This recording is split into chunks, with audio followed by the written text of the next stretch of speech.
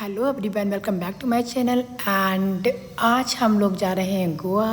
Actually हम लोग काफ़ी टाइम से प्लान कर रहे थे कि कहाँ जाएं वैकेशन पे। तो we thought like it's the best time to go Goa as it's October month and October till Feb it's on season for Goa.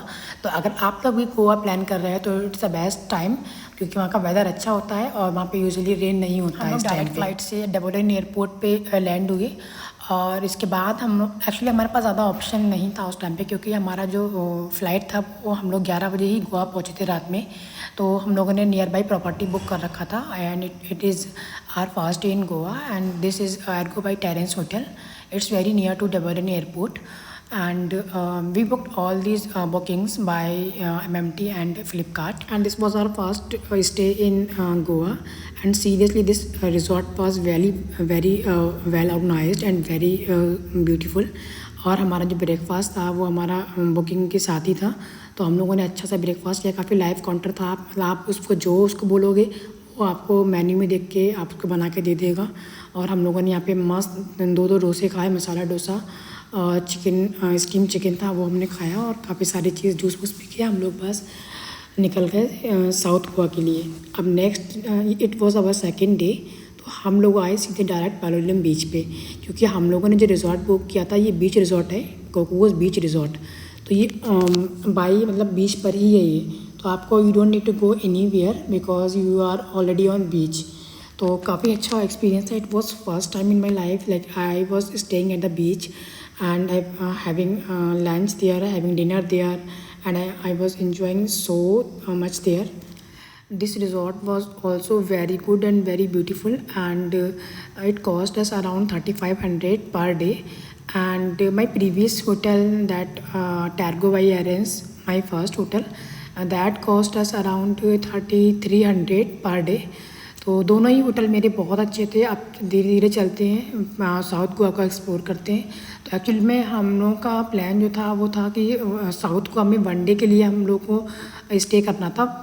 Only one day मेरा स्टे था इस बीच में, और इसके बाद हम लोगों को निकलना था नॉर्थ गोवा के लिए।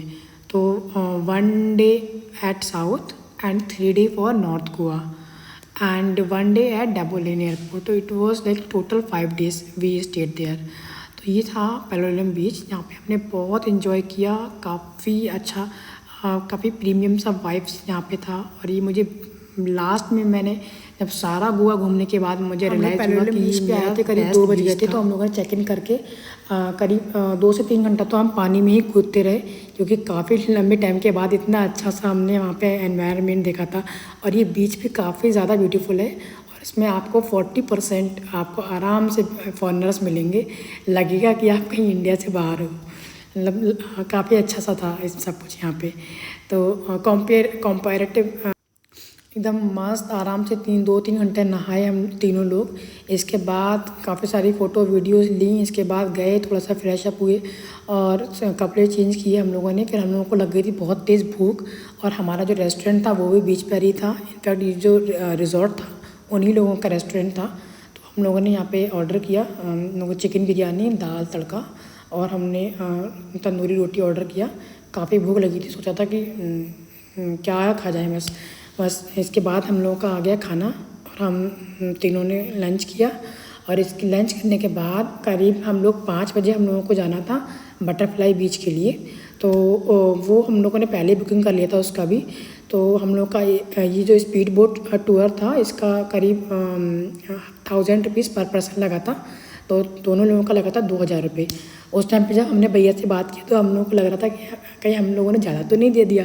बट जब हमने नॉर्थ घूमा, नॉर्थ गोवा, तब हमको रियलाइज़ हुआ कि ये मतलब जो स्पीड बोट का जो फेयर था ये भी काफ़ी रिजनेबल था, क्योंकि ये आपको पूरा कंप्लीट 2 आवर्स के लिए आपको ये स्पीड बोट में रखते हैं। और आपको यहाँ पे काफ़ी सारी चीज़ें 3-4 चीज़ें थी जो उन्होंने हमको दिखाई स्पीड बोट से। एक तो बटरफ्लाई बीच था, दूसरा था हमारा ये एक नेचुरली ये था एक टर्टवाइज शेप का नेचुरल स्टोन है बहुत बड़ा सा, वो इन्होंने दिखाया ये टर्टवाइज शेप का। और इसके बाद एक आता है हनीमून बीच, वो उन्होंने हमें दिखाया।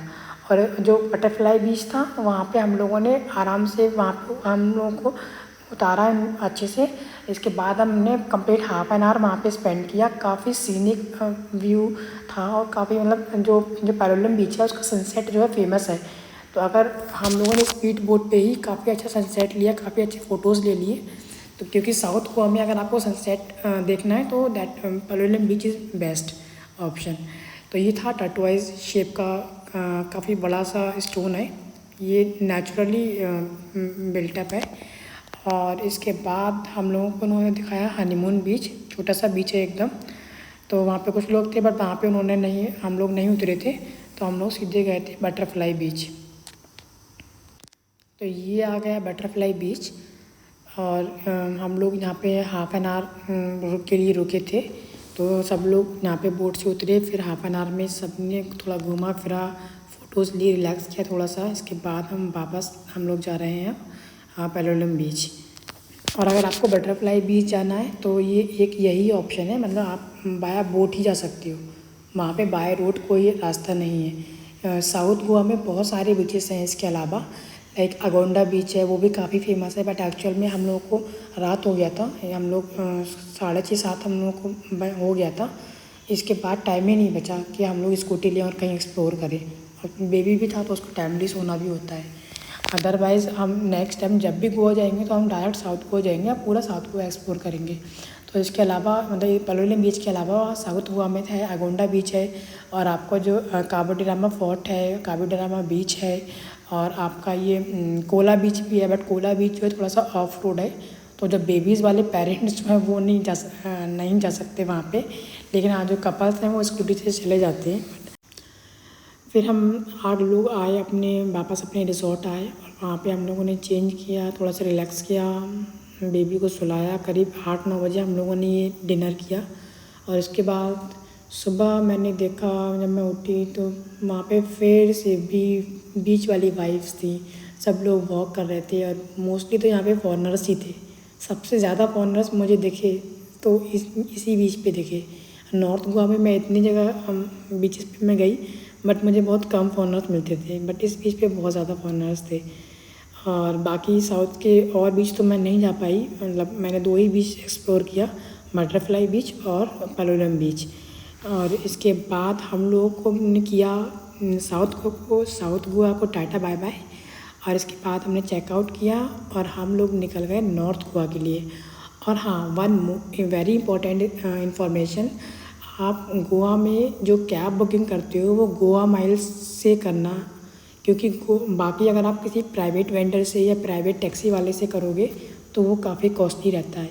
जैसे हम लोग के रिजॉर्ट में भी जो टैक्सी सर्विस था, तो ये लोग करीब 3-4 हज़ार रुपये चार्ज कर रहे थे साउथ से नॉर्थ जाने का, 4 हज़ार रुपये अराउंड। लेकिन हम लोग चले गए थे 2200 रुपये में साउथ से नॉर्थ। तो हम लोगों ने गोवा माइल्स का ऐप पहले ही डाउनलोड कर लिया था, और इसमें हमने गोवा माइल्स के थ्रू आराम से कहीं भी हम जाते थे गोवा माइल से ही जाते थे। तो काफ़ी कॉस्ट इफेक्टिव है और काफ़ी सही रहता है। तो अगर आप फर्स्ट टाइम विजिट कर रहे हो गोवा तो do prefer Goa miles only. फिर इसके बाद हम लोग आ गए नॉर्थ गोवा, और नॉर्थ गोवा में मेरा 3 डेज़ का स्टे था जिंजर होटल में, और it was very near to Candolim beach. और कैंडोलम बीच से करीब 500 मीटर की डिस्टेंस पे है ये। और वहाँ पहुँच के हम लोगों ने वेलकम ड्रिंक, बस यहाँ पे पहुँचते ही जैद की शैतानी स्टार्ट हो जाती है। ये बेबी जहाँ जाता है वहाँ परेशान करता है। It's very tough to manage baby on trip. बस ये है कि दोनों पेरेंट्स मिलके आपस में करते हैं तो हो जाता है मैनेज। और इसके बाद हम लोग ने किया चेक इन। तो ये था हमारा जिंजर होटल कैंडोलम बीच पे। तो हम लोगों ने कंप्लीट 3 डे यहाँ पे बुकिंग किया था। तो ये होटल भी काफ़ी अच्छा था, काफ़ी 3 star, it's a 3 star property, और it's very good and very neat and clean rooms were there and with all amenities. This was our 3 days stay in North Goa, and the best part of this hotel was its buffet breakfast. इनका breakfast बहुत अच्छा था। And आप कभी भी tourist जगह पे जाओ, स्पेशली बेबी के साथ, तो जो अच्छा होटल रहता है उसके साथ अगर आप बुकिंग के टाइम पे ही अगर आप प्रायर जो इनका जो ब्रेकफास्ट रहता है वो इंक्लूड कराते हो तो वो काफ़ी अच्छा ऑप्शन रहता है।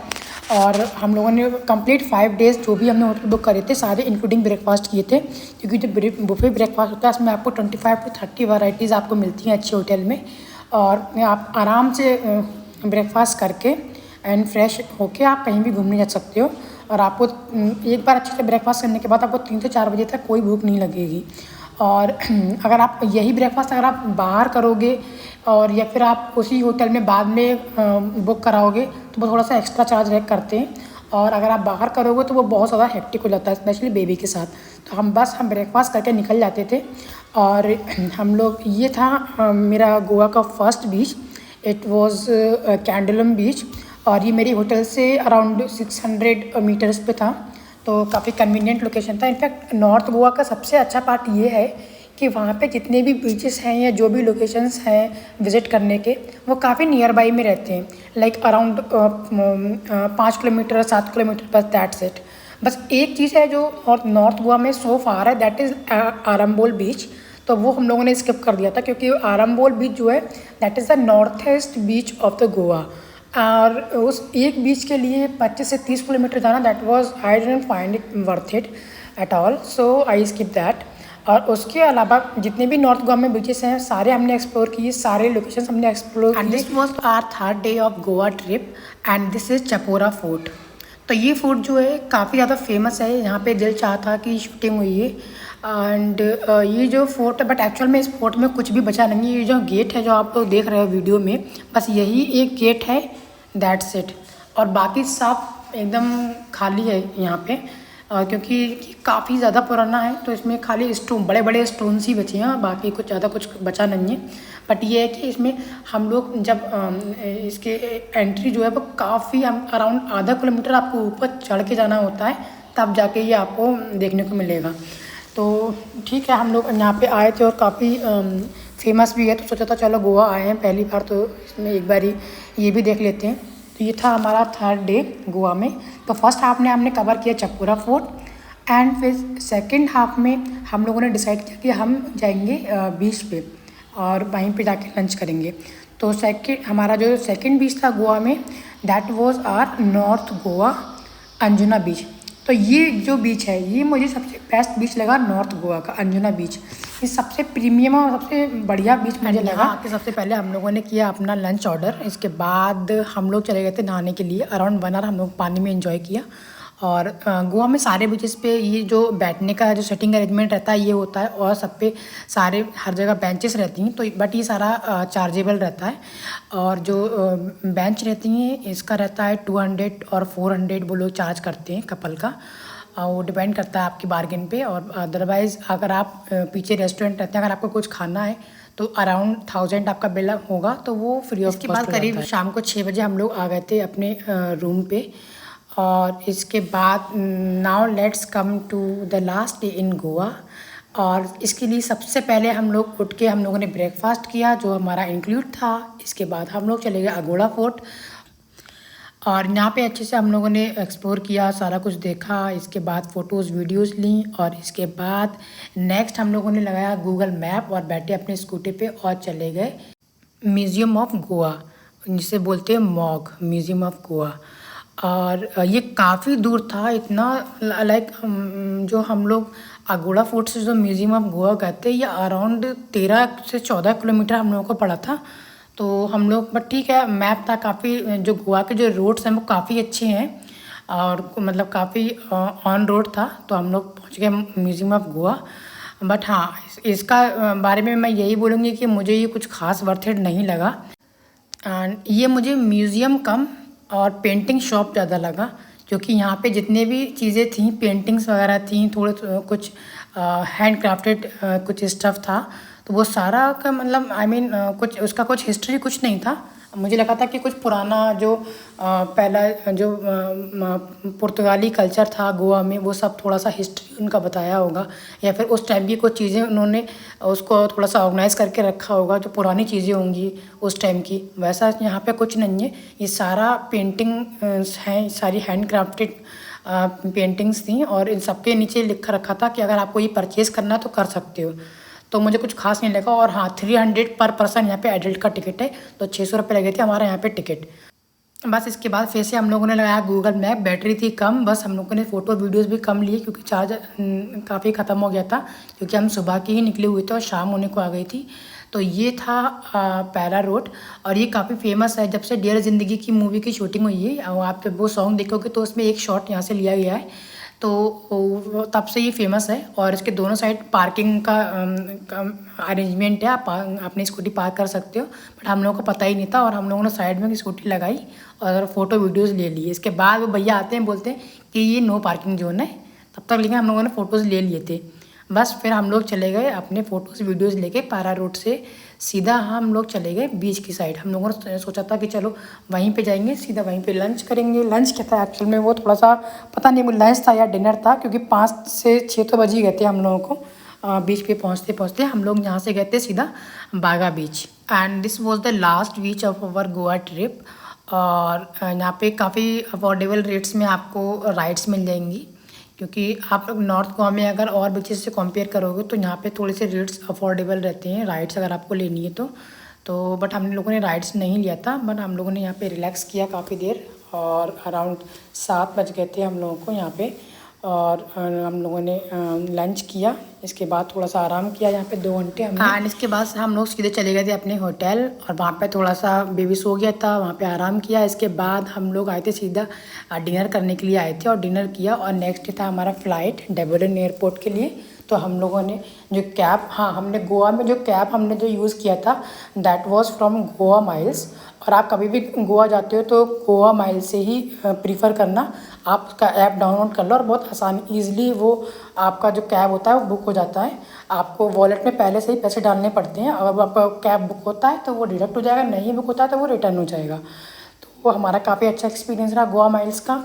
और जो गोवा का जो बेस्ट पार्ट मुझे लगा वो था साउथ गोवा का पैलोलम बीच। और सबसे वर्स्ट पार्ट मुझे अगर कुछ लगा तो that was museum of Goa.